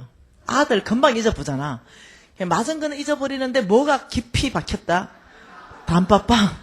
이 단팥의 맛, 단팥빵 이거는 먹어보지도 못한 맛이야. 천상의 맛이야. 이 아들의 머릿속에 박힌 단팥빵 맛은 지워지지가 않는 거야. 맞은 건 지워지는데 흔적이. 먹던 것도 풀리는데. 그래가지고 금요일 되면 애들이 갈등이 막 오는 거지. 그러면 이제 토요일쯤 되면 우리 목사님이 동네 다니면서 방을 붙이기 시작해. 두당 단팥빵 하나. 얘가 또 붙여. 그러면 이제 토요일 저녁에 심한 갈등을 이제 겪다가 애들이 선택은 뭐라고요? 아직 한 번 맞지? 이러고 이제 또 줄줄줄 교회로 나오는 거죠. 그래 또 돌아가면 또 떡대도 두대 맞고 또 와서 하고 우리 목사님 너무 마음이 아픈 거죠. 우리 목사님이 이래서는 안 되겠다. 이래가지고 어느 날 여러분 슬라이드 같은 거 있죠? 착착착착한 슬라이드. 그 슬라이드를 구해왔어요. 그러면서 이런 어떤 프로젝터 같은 거 이렇게 해놓고 비춰줬죠. 슬라이드 같은 걸. 근데 뭘 비춰줬냐면 그 미국의 디즈니랜드 같은 그런 건물 있잖아요. 뾰족하면서 무지하게 아름다운 그 성 같은 걸 딱 비치는데 몽땅이 황금색이에요. 그리고 그 뾰족한 데는 이따만한 다이아몬드에서 빛이 쫙 나오는 거. 그리고 그 앞에 전체는 꽃밭이야. 이런 걸 쫙 보여주면서 너희들 이런 집에 살고 싶지? 우리 모두가 살고 싶어. 예. 그런데 여기는 천국이라는 곳이란다. 여기는 아픔도 없고 매맞는 것도 없고 배고픔도 없단다. 여기 가고 싶어 이러니까 우리 모두가 가고 싶어. 소망이 충만해졌어. 왜? 우린 배고픈데 배고픔도 없고 우린 두드려 맞아 아픈데 아픔도 없고 그러니 우리 모두가 가고 싶어가지고 가고 싶어요 이러면 또 다른 그림을 쫙 보여주는 거예요. 그 더 아름다운 그림이야. 여기에 천국이란다. 그러니까 천국 사진을 쫙 보여주는 거야. 그래 우리 모두가 소망이 최고조로 너희 어디 가고 싶어? 우리 모두가 가고 싶어. 당장이라도 가고 싶어. 여기 갈 수 있는 유일한 길이 있단다. 여기 갈 수 있는 오직 한 길이 있단다. 그러면서 성경을 펴기 시작했습니다. 너희들이 예수 그리스도 이름으로 핍박을 받을 때는 천국이 너희 것이며 네가 예수의 이름 때문에 고통당하거나 핍박받을 때는 너희는 저것이 너의 것이다. 저기로 하나님께서 너희들 인도한다. 믿음은 뭐라고요? 들으면서 나고 들으면 그리스도의 말씀이니라. 듣고 또 듣고 또 듣고 하다가 야들이 믿음이 생겨버렸네. 그래가 이제 빵 들고 집에 갔어요. 이제 아버지가 이제 막 또 패려고 이렇게 하는 거죠. 근데 얘들이 뭐가 생겼다? 믿음이 생기니까 어깨를 쫙 펴고 패라 이거죠. 그래 아버지가 이런 자식이 다 있나? 눈을 똑바로 뜨고 이게 빡 패니까 뭐냐? 천국이 나의 것이며 이래 되는 거죠. 그리고 어머니가 빡 패면 할렐루야 천국이 나의 것이며 이래 되는 거예요. 여러분 이래 보면 못 패요. 그 다음은 못 때리는 거예요. 패라 이거예요. 난 천국 가겠다 이거죠. 순교신앙이 더 가뿐네 애들한테. 그래가지고 온 애들이 너무 많이 교회로 나와가지고 단팥빵 때문에 교회가 미어 터져가지고 멍석을 하는 멍석을 교회 밖에까지 다 깔았는데 그래도 안 나온 애들이 있어요. 그래도 교회 얘들은 우리나라의 리더가 될 애들은 안 나오는 거죠. 착실하고 공부 잘하고 엄마 아버지 말씀 잘 듣고 이런 애들 안 나오는 거야. 그러니까 우리 목사님이 리더를 성경적 세계관으로 키워야 되는데 이거 안 되겠다. 어떻게 하면 야들까지 끄집어낼 수 있을까 생각하다가 그때 우리가 뭐였냐면요. 연필이 뭐였냐면 그 건전지 있죠. 건전지 안에 깨면은 흑연 알죠. 흑연 그걸 요 손가락만한 거 그걸 갈아가지고 연필로 썼어요. 그리고 지우개는요. 신고 다니던 고무신 떨어지면 그거 잘라가지고 지우개. 고무신 떨어진 지우개도 없는 애들은 이걸로 밀었죠. 다 아시죠? 예, 여기 지금 동시대에 아들만 지금 다 모르지 뒤에는 지금 다 알아요. 그랬는데 어디 선교 작업을 뭘 가져왔어요? 지우개, 노트, 학용품, 볼펜, 연필 이런 거 가져온 거죠. 그 우리가 갔는데 이제 산주 시간에 하는데 우리는 어떻게 해요? 답을 잘못 따랐어. 두부 같은 지우개. 그걸 가지고 싹싹 지우고 있는데 옆에 공부 잘하는 머스마드 어떻게 하고 있다고요? 열심히 가는데 못 따라오는 거지. 그러니까 머리를 끄적이면서 그거 어디서 났어? 교회 가면 그거 줘? 응. 이래가지고요. 그 머스마들까지 이제 교회 다 나오기 시작했어요. 그래 그 동네 100% 아이들 예수 믿게 됐어요. 여러분 이것이 어디서부터 왔냐면요. 미국으로부터 선교 자금이 들어온 거예요. 선교 자금. 어떤 일이 발생해서 이 일이 일어났냐면 이 미국의 선교사들이 들어왔잖아요. 이 선교사들이 들어왔는데 도대체 복음이 전해지지가 않는 거죠. 조선 땅에. 그러니까 이 선교사들이 고민이 들어갔어요. 이 어떻게 하면 조선 땅에 복음을 전할 수 있을까? 이 조선 땅에. 이러다 보니까 예수님께서 이 땅에 오신 목적은 뭘까? 예수님이 이 땅에 오신 목적. 첫째, 온 인류를 구원하기 위해서. 두 번째, 마귀의 일을 멸하기 위해서. 세 번째, 우리에게 삶의 모델을 제시하기 위해서. 우리 예수님은 온 인류를 구원하기 위해서 오셨는데 어떤 방법으로 구원했을까? 어떻게 복음을 전했을까? 예수님을 이제 한번 사역을 쭉 보니까 정확하게 예수의 4대 사역이 딱 정해지는 거죠. 예수님의 4대 사역. 첫 번째, 우리 예수님은 이 땅에 복음을 전파하셨어요. 그러니 이 조선 땅에 복음을 전파하기 위해서 가장 탁월한 방법이 뭘까? 성경 번역해야 되겠다. 성경 번역. 성경 번역을 해놓으니까 도대체 우리 할머니, 정조 할머니, 할아버지들이 까막눈인 거지. 우리 예수님은 뭐 했었냐? 늘 보니까 뭔가 가르치셨다. 그래. 뭐를 야들을 가르쳐놔야 성경을 읽을까 아이가? 학교, 학원 사업, 학교를 설립해야 되겠다. 이하여대, 연세대학, 이때 다 세워진 학교들 아닙니까? 예, 세 번째, 이 땅에 보니까 엉망이다. 풍토병이 하니까 막 죽어나가는데 수만 명씩 죽어나가니까 우리 예수님은 병 고치는 사역을 했다. 긍휼 사역. 병 고침. 그래, 병원을 설립해야 되겠다. 연세 세브란스 그때 다 세워진 거 아니겠어요? 네 번째 우리 예수님이 이 땅에서 뭐 했을까? 먹이셨다. 먹이심. 우리 예수님은 4,000명도 먹이고 5,000명도 먹이셨어요. 아, 구제사역. 이 땅에 보릿고개가 있는데 구제사역 해야 되겠다. 이 예수의 네 가지 사역이 딱 정리가 되는 거죠. 그러면서 이 조선 땅에 들어온 선교사님들이 여기다가 미국에다가 요청했습니다. 뭘 요청했냐면 선교 자금. 뭐요? 선교 자금을 요청했어요. 여기 조선 땅에 선교 자금 보내주십시오. 여기에 이 사역을 하겠습니다. 성경 번역도 하고 학교도 세우고 병원도 세우고 구제도 해야 됩니다. 이것은요 목적이 아닙니다. 이건 통로입니다.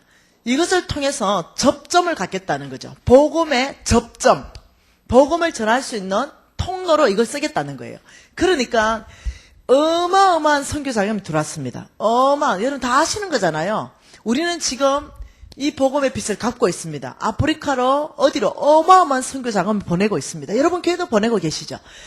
어마어마한 선교 자금이 들어오면서 이 조선 땅이 어떠냐면 이 선교 자금을 통해 가지고 성경이 번역되고 병원이 세워지고 학교가 세워지고 먹여지고 구제사역이 펼쳐지면서 이들이 경계심을 풀기 시작했어요.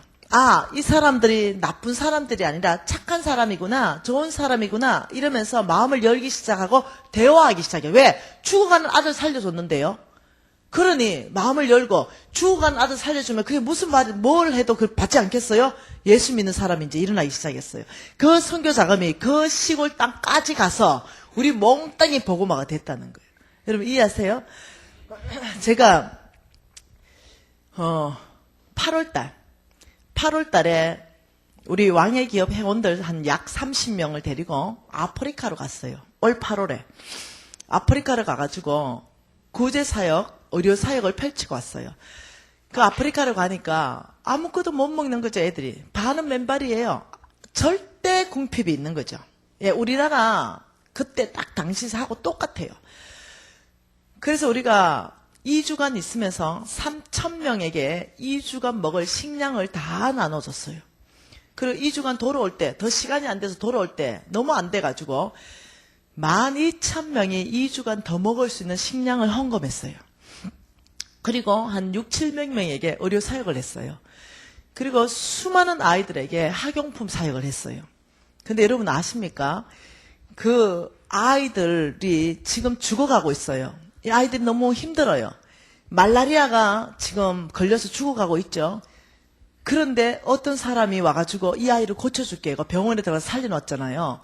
그러면 그 사람이 만일 불교인의 복음을 전해보면 그 사람 불교 신자 됩니다. 당장 내가 배고파서 죽을 지경이야. 당장 눈이 안 보여. 영양실조 걸려서. 그런데 예를 들어서 빵을 주는 사람이 와가지고 신천지다 이러면 그 사람은 신천지 교인이 됩니다. 이해되시나요? 절대 필요가 있는 그곳에는요, 무엇을 나에게 도움이 되는가, 그 종교의 마음이 열리게 돼 있어요. 지금 이게요, 여러분 이해를 하셔야 됩니다. 기독교인들이. 왜 재정이 필요한가, 이걸 이해를 해야 되는 거죠. 이런 상황 가운데 있는데, 제가 이제, 오랜 시간이 지났죠. 우리는 그때 올 때 78명인가에게 세례식을 베풀고 왔어요. 굉장한 일이었죠. 아예 침례를 베풀었죠. 푹 담갔다 끄집어냈죠. 이들이 예수 믿기 시작하는 거죠. 예수를 주로 고백하는 거예요. 이제 오랜 시간이 지났죠. 많이 지났죠, 시간이. 그리고 저는 복음 전도자가 됐어요. 전 세계를 다니면서 복음 전도를 하고 초창기, 사역 초창기에 강남의 큰 교회였습니다. 그 교회 가서 집회를 하는데 어떤 근사님 하나가 나를 째려보는 거죠. 내가 또 성질이 보통 아닌 거 아시죠, 여러분? 예. 그 이제 이 근사님이 여기 앉았죠. 근데 자꾸 나를 이렇게 훑어보는 거죠. 여러분 그냥 보는 거하고 째려보는 거 정도는 내가 알잖아요. 이렇게 보는 거죠. 이렇게 보더니 계속 그래가지고 내가 강사로 왔는데 근사님이 내가 강의하다가 제 성깔이 있으니까 나도 이 근사님 보고 이렇게 아무도 모르죠. 자기가 나오면 불꽃 튀는 거죠. 그러면서 강의하고 있는 거죠. 이렇게 하면서 자기도 나 이렇게 째려보고 나도 째려보고 이러면서 여기 가서 강의하면서 째려보고 이래서 이제 불꽃 튀게 90분을 보냈어요. 그런데 도대체 이 권사가 나를 왜 째려보냐 이거예요. 왜 째려보냐. 그래서 내가 이제 브레이크 타임 15분 할 때 이 권사를 좀 불러가지고 되게 혼내려고 그랬어요. 이 뭔데 강사를 그렇게 기분 나쁘게 째려보냐 내가. 이렇게 좀 물어보려고 했죠. 아닐까 다르게 와. 그러와. 잘 됐수다. 이렇게 좀 와보세요. 권사님 맞죠? 이렇게 맞대. 왜 째려봐요? 강의하는데 기분 나쁘게. 이러니까 강사님 간정이 어쩌면 그렇게 우리 마을의 간정하고 똑같습니까? 이래. 강사님, 그 내 친구가 김미진이라고 있었는데요. 이러면서 둘이 막 얘기하다 보니까 내 친구 박모씨야. 놀래가지고 둘이 거기서 어찌 됐겠어요? 난리 났죠. 반가워가지고 거의 43년 만에 만난 거죠. 그럼 못 알아보는 거죠. 너무 반가워가 둘이 얼싸안고 난리가 났네요. 그러니까 내가 너무 반가우니까 보니까 아마 때깔이 달라. 아주 부잣집 근사님이 된 거예요. 남편은 장로 됐대. 그리고 큰 사업가 된 거예요. 와, 그 하나님 축복한 거죠. 그 초년이 이제 출세를 한 거예요. 그래서 내가 야, 너 진짜 초년이 출세했다. 이러면서 나도 출세했지만 니도 출세했다. 이제 이러면서 둘이 이제 밥을 이제 저는요. 교회 집회하면서 이제까지 교회 담임 목사님이나 장로님들하고요. 집회 중에 밥 안 먹습니다. 네. 내가 이 교회 올 때까지 단 한 사람하고도 통화한 적이 없어요. 이 교회 상황도 몰라요. 나는 알고 싶지도 않아. 왜냐하면 나는 이 교회를 향한 아버지 메시지만 전하지 이 교회 상황을 내가 알고 싶지도 않기 때문에 말하지 마세요. 앞으로. 빚이 있다 없다도 말하지 마세요. 불편하니까. 빚 있으면 있는 대로 불편하니까. 나는 아예 교회 상황 알고 싶지 않아. 그래서 아예 전화도 안 하고 만나지도 않고 차도 안 마십니다. 뭔 말 이해됐죠? 그래서 이 권사하고 밥을 먹는데 내가 밥값을 냈어요. 첫날. 둘째 날 밥값을 내가 또 냈어요. 셋째 날 밥값을 또 냈어요. 그래서 내가 이런 게 다 있나 싶은 거죠. 근데 안에 이 권사를 뭘 봤냐면 인색함을 본 거예요. 인색함. 굉장히 인색함. 그래서 넷째 날 내가 도저히 안 돼. 좀 버릇을 좀 뜯어 고쳐야 될 것 같아. 박 권사, 담임 목사님 오늘 같이 만나자. 담임 목사님 네 과거를 알고 있냐? 뭔 과거? 과거 있잖아. 이러니까 아니 난 그 남자하고 아무 일 없었어. 난 남자한테 관심 없어 내가. 그거 말고 그러면 내가 뭔 과거? 너 장로님 좀 오라 그래라. 과거 좀 얘기하자. 뭔 과거? 너가 장로님 알고 계시냐? 얘기해라 뭔 과거인지. 이 박권사 할머니가 어떤 할머니냐면 우리가 집집마다 무당이었어요. 정말. 대나무 있죠? 대나무를 여러 개를 꽂아가지고 빨간 색깔, 흰 색깔, 파란 색깔 깃발 꽂죠? 여러분 그 깃발 한 개 꼽는 게 겁수예요. 무당 겁수. 2개, 3개 꼽는 것이 무당 겁수가 높아가는 거고 최고 높은 무당 겁수는 위에 태극기 꼽는 거예요. 근데 이 박권사 할머니가 태극기 꼽힌 무당이에요. 이 할머니가 워낙 센 무당이어서 그 박권사 엄마가 신내림을 받아가지고 태극기 꼽았어요. 쌍으로 태극기 꼽힌 무당 집안의 딸이에요. 큰딸. 그래가지고 풍량제인가 뭔가 바닷가 이런 거 하면요. 이 박권사 할머니하고 엄마가 짝두를 타면서 그 풍량제 했어요. 우리 모두 구경했죠. 내가 그 과거 말이다. 너희 집에 태극기가 2개 꼽혔잖아. 이러니까 네 인제 나타나가지고 왜 사람의 잊어버린 과거를 덜추고 그러니? 우리 장로님 그거 모른대 우리 집안에 대해서. 그 꼭 얘기해야 되겠니? 아니 너 담임 목사님한테 좀 얘기해야 되겠다는 게. 왜 지금 와서 그걸 덜추고 그러니? 나 지금 여기 지금 권사인데 체면 유지 안 되그러. 내가 지금 유일하게 나의 약점 중에 약점이 내가 지금 우리 엄마 무당했던 거. 이게 지금 내가 마음이 아픈데 그걸 왜 덜 먹이네? 박권사 왜 덜 먹이겠노? 내가 네 빵 먹은 게 수백 개다 수백 개. 내가 알지. 앞에 붙이고 뒤에 붙이고 끌고 오고 네 아이가 내가. 그 교회에 하나님의 돈을 네가 한두 개 축냈냐? 수백 개 빵이 들어가서 너가 집에 전체 구원받았지? 내가. 네 하는 행동을 보니 보통 인색한 게 아니다, 내가. 지금도 그 빵이 아프리카 가면 그 아이들이 바로 불교 신자 되든지 신천지 되든지 기독교인 된다, 내가. 네 적어도 빵값은 내놔야 되는 거 아이가? 이랬더니 그때서야 회개하는 거야.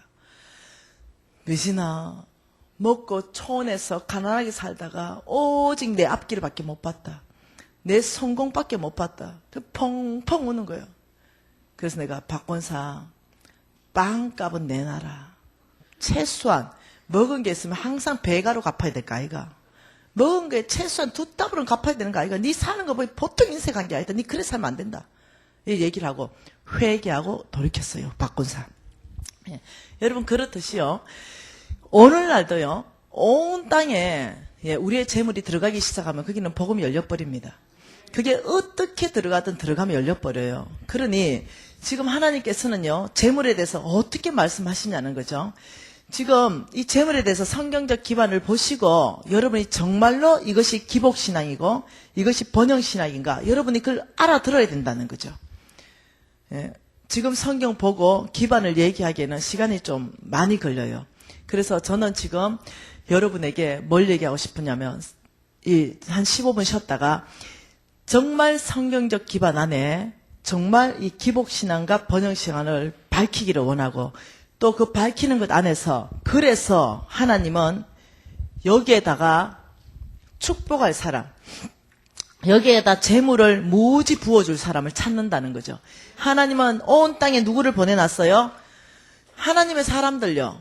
선교사님들, 목사님들, 선교단체 전임 간사님들, 하나님의 사람들요. 그 사람들을 그냥 통틀어가지고 하나님을 위해서 가난하게 살기로 결정한 사람들, 돈 버는 일에 종사하는 것이 아니라 부르심에 종사하는 사람들, 그 사람들을 성빈, 하나님의 사람들, 그리고 여기에서는 하나님께서 주시는 재물을 받는 사람들, 성부들, 거룩한 부자들, 하나님은 어떤 방법으로 여기를 축복하시냐는 거죠. 하나님은 여기를 어떤 방법으로 축복해서 이쪽으로 이 돈이 흘러가게 해서 이 성빈들에게 하나님은 명령하는 거 이겁니다. 학교 만들어라. 교회 건축해라. 우물도 파라. 유치원도 만들어라. 이런 식으로 말하는데 이건 다 매개체입니다. 잃어버린 영혼하고 연결하려고 그래요. 그리고 죽게 드리려고 그러죠. 여러분 목사님한테도 말했을 거예요. 교회 만들어라. 뭔가 말했을 거예요.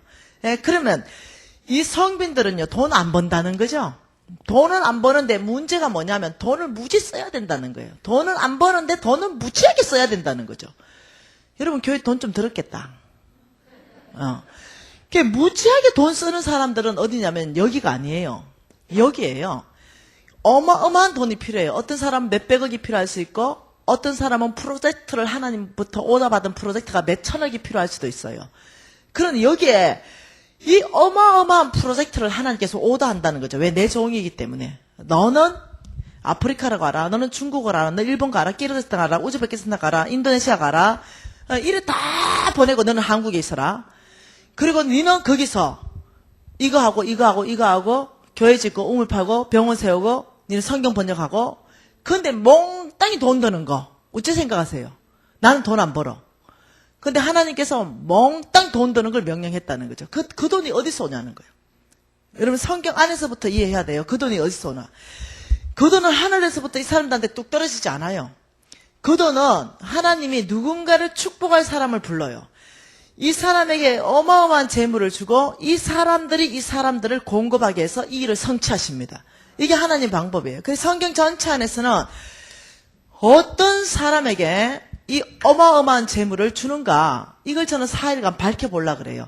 하나님의 재물을 받을 수 있는 조건이 있어요.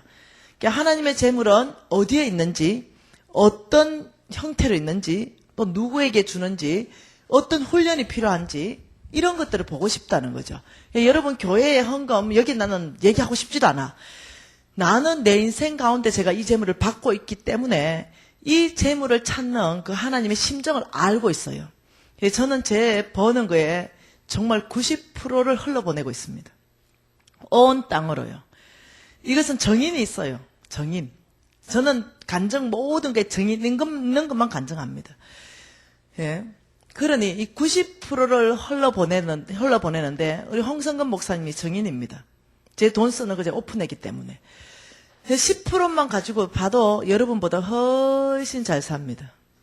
예. 네, 10%만 사는데도 여러분 제가 웬만한 옷 입은 거 보면 견적이 나옵니다. 예. 그러니까 웬만한 큰 부자 아니면은 네, 10%보다 없습니다, 여러분. 이게 하나님께서는 10%를 가지고도 이 땅에서 굉장히 잘 먹고 잘 살게 하셨습니다. 집도 사게 하시고 차도 수입차 2대 굴려갈 수 있게 은혜 베푸시고.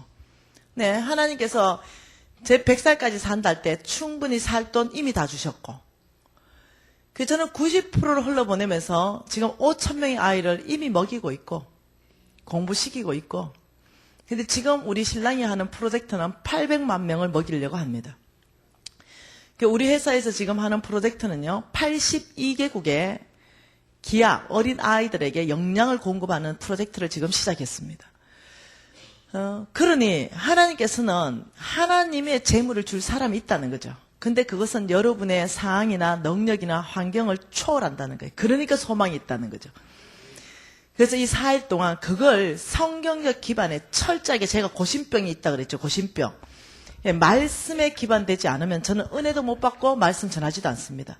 100% 하나님의 말씀에 근거해서 제가 4일간 여러분하고 이 부분 전체에서 여러분을 준비시키고 싶습니다.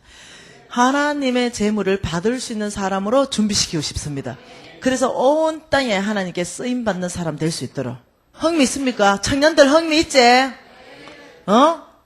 지금 취업 안 돼가지고 고생하잖아. 청년들 다시 흥미 있지? 그러니까 4일간 청년들은 이 기회에 나는 이 교회에 다시 안 올 거예요. 무슨 말 이해됩니까? 저는 1000군데가 웨이팅되어 있습니다. 예. 그러나 살아있는 평생 한 교회에 한 번만 가도 다 못 가고 죽어. 2번 다시 왕의 재정으로 이 교회 와서 강의할 생각 없어. 마지막 기회로 아십시오. 오늘 하나님이 나에게 축복하기 위해서 저 사람을 보낸 마지막 기회구나. 이번 기회를 반드시 잡고 하나님의 재물은 누구한테 주는가 이걸 알아서 정말로 쓰임받는 사람 돼야 되겠다. 네, 이것을 좀 공부하고 싶은 거죠. 여러분 준비되셨습니까? 그러면 이렇게 한번 기도하고 15분간만 쉬겠습니다. 이렇게 기도하는 거예요. 하나님 준비됐습니다. 오늘 이 4일 부흥 집회는 나를 위한 집회입니다. 아버지 성령께서 아버지 저 모든 말씀을 이해할 수 있도록 은혜를 베풀어 주십시오. 제 이 이해되는 모든 이해가 있다면 제가 반드시 믿음으로 살아낼 것입니다. 통성으로 이 기도 제목 가지고 1분간 기도하시겠습니다. 기도하십니다. 하나님 아버지, 이 부흥 집회는 나를 위한 부흥 집회입니다. 예, 아버지, 성령께서 저희에게 알아들을 수 있는 길을 주시고 볼 수 있는 눈을 주시며 아버지 심장 깊이 안에 이 말씀들을 넣어주셔서 예, 아버지 하나님의 나라를 꿈꾸는 사람으로 아버지 저희들 모두를 축복하실 줄 믿습니다. 아버지 계획이 있어서 아버지 이 고동제일교회 안에 저를 보내신 줄 믿습니다. 아버지 주께서 아버지여 선포되는 메시지를 통하여 아버지 여기 참석한 모든 성도님들 그 가슴 깊이 안에 하나님 말씀을 넣어주셔서 아버지 이 말씀이 이들의 삶을 장악하고 이끌어갈 수 있도록 축복하여 주실 줄 믿습니다. 예, 아버지 오늘 이 부흥 집회는 나를 위한 부흥 집회라고 고백하는 모든 성도님들 안에 그렇게 행하여 주시옵소서.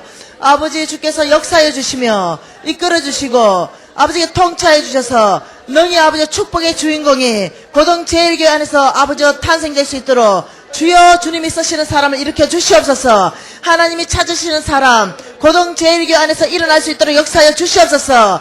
아버지 그래서 고동제일교회 안에서 하나님이 영광 받으시며 고동제일교회 안에 부흥을 일으키시고 고동제일교회를 통하여 하나님의 나라가 확장되는 일들이 있게 하여 주시옵소서. 그리하신 하나님을 찬양합니다. 예수님 이름으로 기도합니다. 아멘.